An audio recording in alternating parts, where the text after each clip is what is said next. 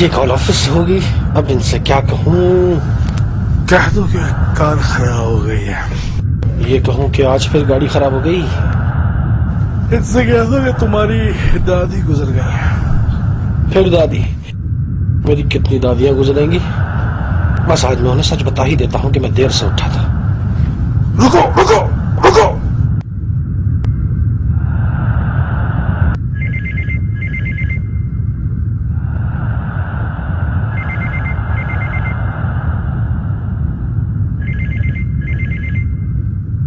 Hello. मेरी तबीयत बहुत खराब है। मैं रात भर सो नहीं सका।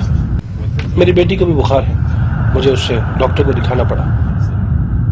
खुदा का शुक्र है अब तो बहुत बेहतर है। क्या तुम मेरी हाजिरी लगा दोगे? शुक्रिया, बहुत शुक्रिया।